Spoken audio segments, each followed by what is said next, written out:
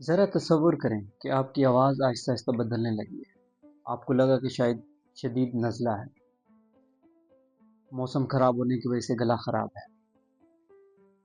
कुछ दिन गुज़रते हैं और आपको निगलने में मुश्किल, तकलीफ़ होती है। मसरूफ़ियात की वजह से आप डॉक्टर को चेक नहीं करवा सकते और दिन महीनों में बदल जाते हैं। और जब आपको टाइम मिलता है कि आप डॉक्टर के पास जाते हैं, तो उस वक़्त देर हो चुकी होती है।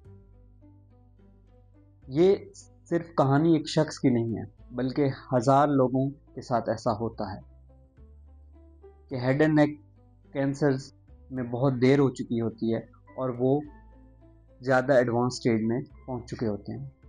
मैं हूं डॉक्टर मोहम्मद असद और आज मैं बात करूंगा head and neck malignancies, head and neck cancers के बारे में। हेड एंड नेक मेलिग्नेंसीज क्या हैं, इनकी अलामात क्या हैं, कौन से लोग head and neck malignancy development के रिस्क पे हैं, हेड एंड नेक कैंसर्स को कैसे डायग्नोज किया जाता है, हेड एंड नेक के कैंसर्स का इलाज कैसे मुमकिन है और आखिर में इनसे बचाव कैसे मुमकिन है। अप्रैल का महीना हेड एंड नेक मेलिग्नेंसीज की अवेयरनेस का महीना है।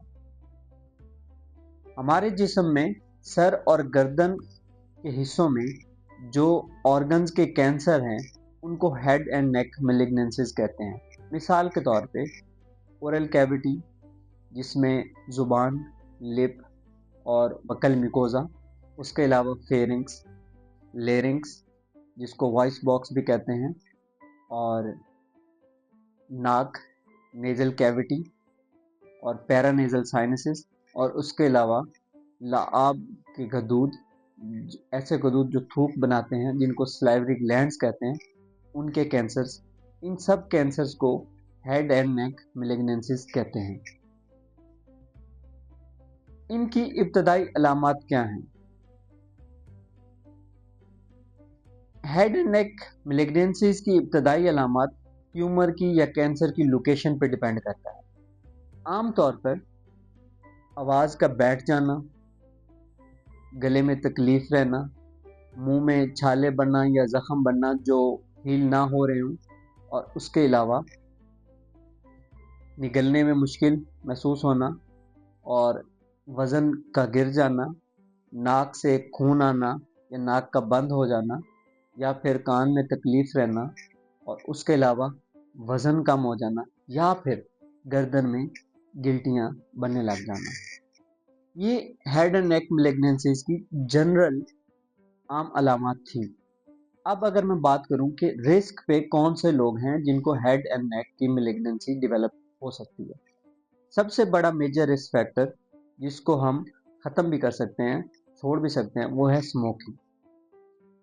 टोबैको स्मोकिंग सबसे बड़ा रिस्क फैक्टर है, जिसमें पान, छालियाँ या वो तंबाकू जिसको च्यू किया जाए, ये सब, गुटखा, ये सब तंबाकू की अक़साम है और ये एक रिस्क फैक्टर है। उसके अलावा अल्कोहल, शराब नोशी, सिगरेट और अल्कोहल, ये दोनों मिलके कैंसर का रिस्क मल्टीपल टाइम्स इंक्रीज कर देते हैं।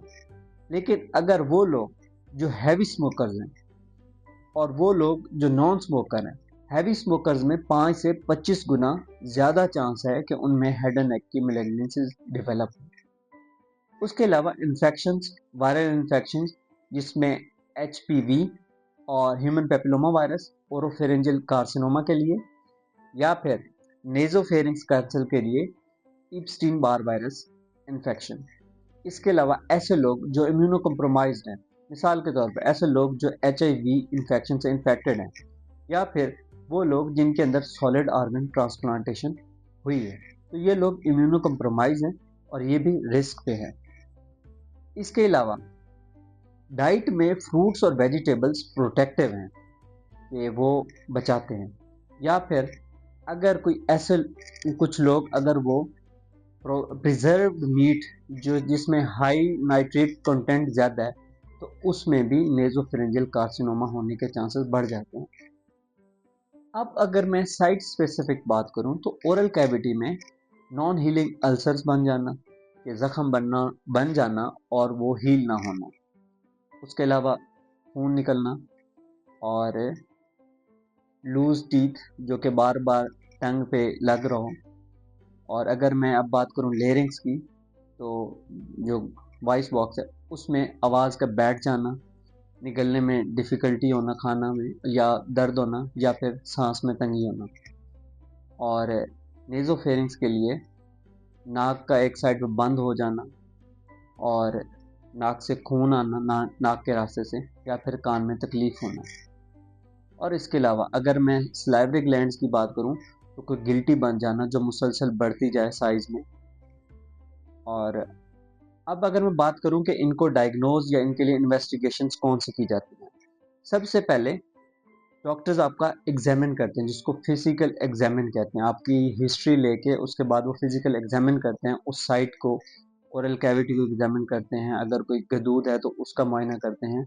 उसके अलावा फाइबर ऑप्टिक लेरिंगोस्कोपी है, कैमरे की मदद से आपके गले का मुआयना करते हैं और बायोप्सीज लेते हैं। या फिर गर्दन की कोई गिल्टी बढ़ी हुई है या कोई गदूद बढ़ा हुआ है तो उसकी अल्ट्रासाउंड गाइडेड बायोप्सी करते हैं। और बायोप्सी के बाद फर्दर उसकी टाइप पता चलती है कि कैंसर कौन सा है। ज़्यादातर कैंसर स्क्वेमस सेल कैंसर्स होते हैं, स्क्वेमस सेल कार्सिनोमा। लेकिन उसके अलावा सलाइवरी ग्लैंड्स में एडिनोकार्सिनोमा हो सकता है, एडिनोइड सिस्टिक कार्सिनोमा हो सकता है, उसके अलावा म्यूको एपिडर्माइड कार्सिनोमा हो सकता है, या फिर मेलानोमाज या सार्कोमाज भी हो सकते हैं। सीटी स्कैन कर सकते हैं, सीटी स्कैन चेस्ट कर सकते हैं। उसके अलावा MRI face and neck soft tissues के लिए सीटी स्कैन विद कंट्रास्ट कर सकते हैं। और अगर फिर भी कुछ पता ना लग रहा हो तो पेट स्कैन्स भी एडवाइज होते हैं। इन्वेस्टिगेशन होने के बाद, डायग्नोज होने के बाद, डॉक्टर्स की एक टीम बैठती है जिसको एमडीटी मल्टी डिसिप्लिनरी टीम कहते हैं। उसमें डिफरेंट स्पेशलिटीज़ के डॉक्टर्स बैठते हैं और वो एक फ़ैसला करते हैं जो पेशेंट की परफॉर्मेंस स्टेटस, पेशेंट की जो ट्यूमर की टाइप है, उसकी जो स्टेज है, उसके अकॉर्डिंग उसको ट्रीटमेंट ऑफर करते हैं। तो ज़्यादातर अगर इनिशियल स्टेजेस में है कैंसर तो सर्जिकल ऑप्शन अवेलेबल होते हैं और सर्जरी की जाती है। अदरवाइज लेटर स्टेजेस में, एडवांस स्टेजेस में रेडियोथेरेपी, जिसको शुआएं कहते हैं, उससे इलाज किया जाता है। और कभी कभी रेडियोथेरेपी के साथ एक छोटी कीमो जिसको सीसीआरटी कहते हैं वो भी साथ लगती है। और काफ़ी स्टेजेस में, काफ़ी कैंसर्स में इनिशियली कीमोथेरेपी दी जाती है कि उनको डाउन साइज किया जाए, फिर सर्जरी का ओपिनियन लिया जाता है। अगर सर्जरी हो जाए तो सर्जरी करा दी जाती है और फिर उसके बाद उनकी बायोप्सी के बाद डिसाइड होता है कि आया इसको रेडियोथेरेपी दी जाए या ना दी जाए। और अगर कैंसर चौथी स्टेज पे चला गया है, मेटास्टैटिक हो गया है, तो उस वक्त इंटेंट डिफरेंट हो जाती है। नॉर्मली पेशेंट ज़्यादा एडवांस स्टेज पे उनको पैलिएटिव कीमो या पैलिएटिव रेडियोथेरेपी दी जाती है। एक चीज़ जो हेड एंड नेक कैंसर्स में इम्पॉर्टेंट है वो ये है कि अक्सर लोग खा पी नहीं सक रहे होते, न्यूट्रिशनल स्टेटस जो है वो कम हो जाता है, जिसके लिए डॉक्टर्स उन्हें फीडिंग ट्यूब का कहते हैं, या पैक ट्यूब, या फीडिंग गैस्ट्रोस्टमी, या फिर फीडिंग ट्यूजनोस्टमी।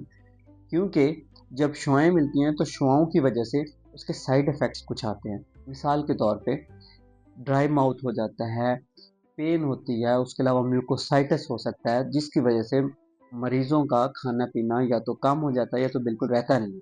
उस चीज़ को मेंटेन करने के लिए पेशेंट्स को फीडिंग ट्यूब एडवाइस की जाती है कि वो साथ साथ अपनी न्यूट्रिशन को मेंटेन कर सकें। अगर मैं बात करूं कि हेड एंड नेक मेलिग्नेंसी से बचाव कैसे मुमकिन है, सबसे पहले सिगरेट नोशी और शराब नोशी, इनसे परहेज करें। पान, छालिया, गुटखा, नस्वार, इनसे परहेज करें। ओरल हाइजीन अच्छी रखें। अगर कोई आपके लूज टीथ हैं तो डेंटल एवेल्युएशन अपने डेंटिस्ट से ज़रूर चेकअप करवाएं। और उसके अलावा रेगुलर चेकअप्स रखें। अगर आप कोई गिल्टी, कोई नॉन हीलिंग अल्सर है, नाक से खून आता है, एक साइड की नाक बंद है और कान में भी तकलीफ हो रही है, आवाज़ बैठ गई है, निगलने में मुश्किल हो रही है, तकलीफ हो रही है, तो ऐसी कोई अलामात है तो ज़रूर डॉक्टर से रजू करें, उनसे चेक करवाएं। या कोई गर्दन में कोई गिल्टी बन रही है।